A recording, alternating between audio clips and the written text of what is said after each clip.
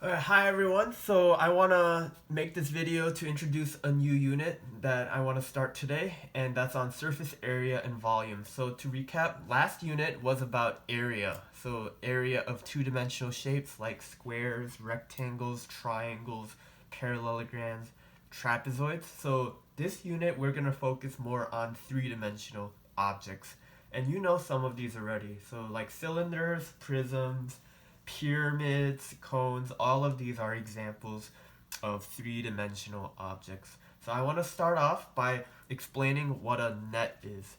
So net is a two-dimensional tool to represent a three-dimensional object. So if we look at some examples here, so notice here there's a square and then a triangle's here.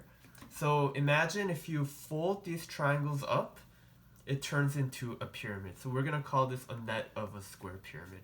Another example is, let's say you have a rectangle here and then these rectangles surround this rectangle and there's another rectangle here.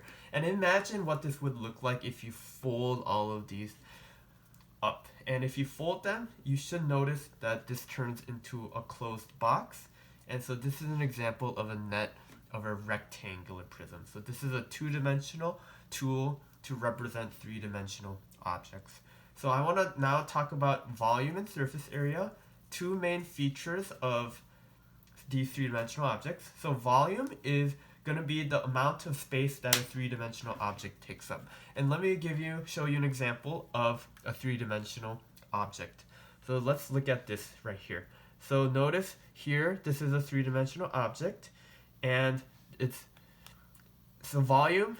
To measure volume of this three-dimensional object, we're gonna basically count all the cubes that it takes up. How much space does this shape take up? And if I count the number of cubes that I used to create this object, 1, 2, 3, 4, 5, 6, 7, 8, 9, 10, 11, 12, so 12 here, and then 1, 2, 3, 4, 5, 6, 7, 8, 9, 10, 11, 12. There's going to be a total of 24 cubes. So that means the volume is going to be 24 units cubed. And so notice here it's measured by units, and there's a 3 here. And the reason for that is volume is measured by the amount of cubes, not by the amount of squares. So the difference between area and volume is area, you count the number of squares, while for volume you count the number of cubes. So we say it's measured by units cubed, centimeters cubed, inches cubed, and so on. So that's volume, and another feature of an object is its surface area.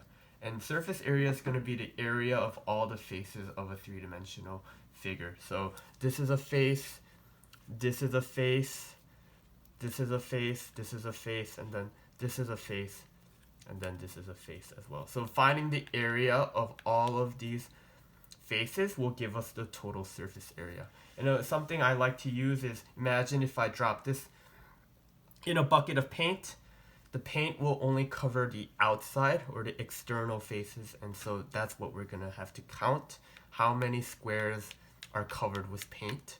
So there's 12 here, there's 12 here, there's 8 here, there's 8 here, so 12 plus 8 plus 12 plus 8, that's 40, but then also there's 6 here and 6 there, so the total surface area is 40 plus 6 plus 6 gives us 52 units squared. And notice it's measured by units squared because this is area and not volume. So there's a 2 here, but for volume there's a 3. So now I want to go over some solids that we're going to cover, which includes a prism. So a prism is going to be a three-dimensional figure with parallel and congruent faces.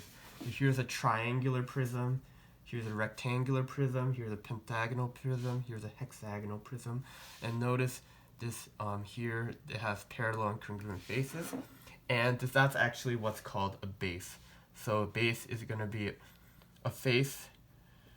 So basically for a prism, there's going to be 2 bases that are congruent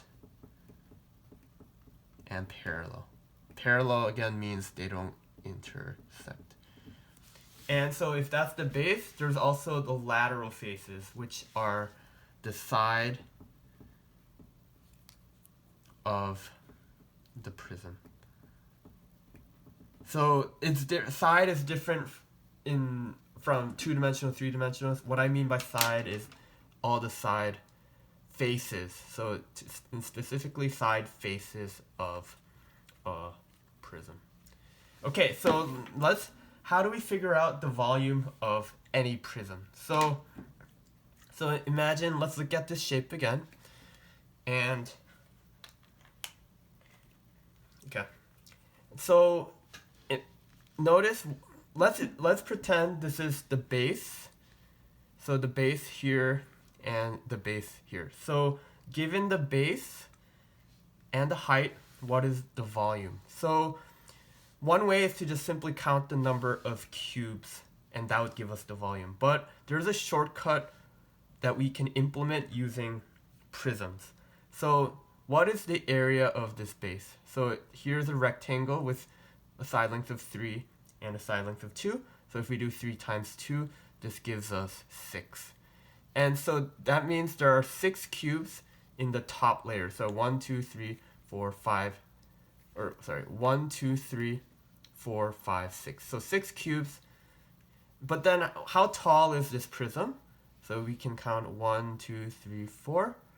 And so that's 4, the height is 4, the base is 6, or the area of the base is 6, so if you do 6 times 4, that gives us 24. And notice when we did what we did earlier, we counted the number of cubes of this object, and this is actually going to be 24. So to find the shortcut of a volume of a prism, we can do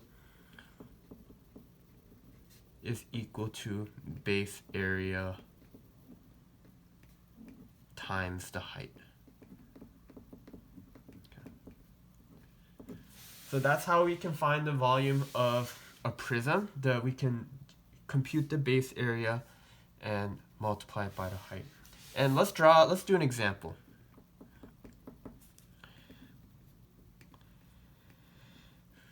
Okay, so to draw a rectangular prism, what I do is I draw a rectangle here, and then I'm gonna draw like a parallelogram here, and then I'm gonna draw this here, and then I'm just gonna use dotted lines to signify the ones that we can't see. So let's say this is 5, this is 4, and this is 8. Okay, so what is the area of this rectangular prism? So first, the base is going to be the top. Let's say the base is the top and bottom. So the base area is equal to 4 times 5, which is equal to 20. The height is going to be 8. So if we have the base area is 20 and the height is 8, then the volume is base area times height, which is 20 times 8. And let's do the math. 20 times 8 is equal to, I believe, 160. So it's going to be 160 units cubed. Okay, so that's how we can figure out the shortcut way of finding the volume of a prism. Find the base area, find the height. So the base area is 6 here, and then the height is 4. So 6 times 4 is 24 units cubed. So for this example, it's going to be 160 units cubed. Base area times the height. Okay, and then to find the surface area is to basically find the areas of all faces and add them up. Okay. So let's use the same example.